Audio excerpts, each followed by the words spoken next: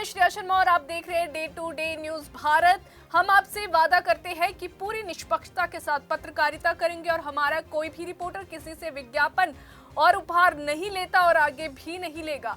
हम भोले भाले लोगों की आवाज बनेंगे और हम ऐसी कोई भी खबर ना चलाते हैं ना आगे हम चलाएंगे जिससे भोली भाली जनता मूर्ख बने या उन्हें धोखा मिले।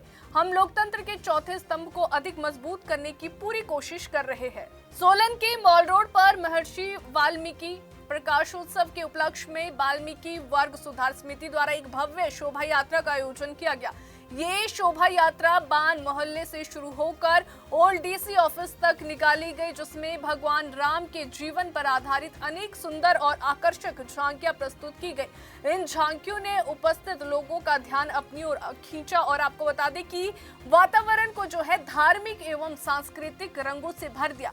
इस अवसर पर समिति के प्रधान प्रेम मट्टू ने कहा कि महर्षि वाल्मीकि द्वारा जो रचित रामायण का हमारे जीवन में अत्यंत महत्वपूर्ण स्थान है। यदि महर्षि वाल्मीकि ने रामायण की रचना ना की होती तो आज हम दशहरा और दिवाली जैसे पर्वों को उस रूप में नहीं मना पाते जैसा हम आज करते हैं। रामायण ने समाज को मर्यादा, सत्य, प्रेम, भातृत्व और मित्रता जैसे जीवन मूल्य को समझने और अपनाने की शिक्षा दी है। ये शोभा यात्रा न केवल श्रद्धा का प्रतीक रही बल्कि समाज को सांस्कृतिक और नैतिक मूल्य की भी याद दिलाने वाली रही है। मैं प्रेमचंद मट्टू, प्रधान वाल्मीकि वर्ग सुधार समिति, बाणमाला सोलन, हिमाचल प्रदेश।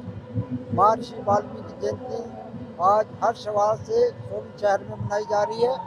ये जयंती हर वर्ष हमारे यहाँ मनाई जाती है।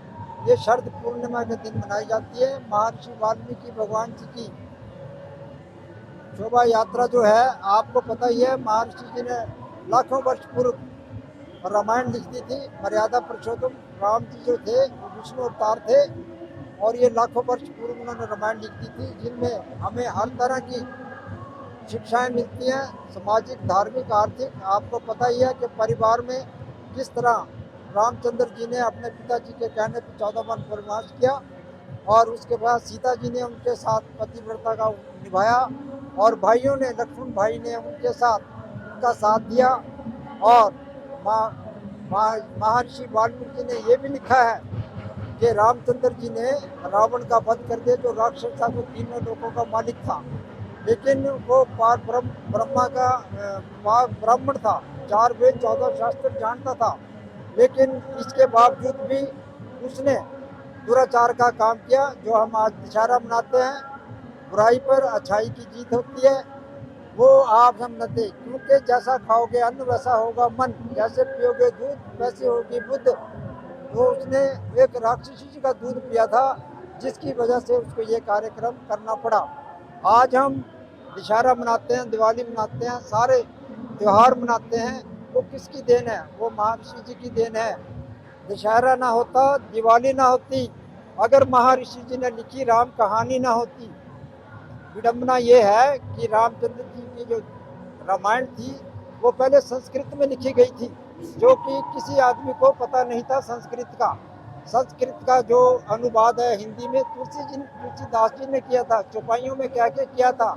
आज बच्चा बच्चा रामायण की शिक्षाओं के ऊपर पता लगता है कि रामायण में क्या लिखा है।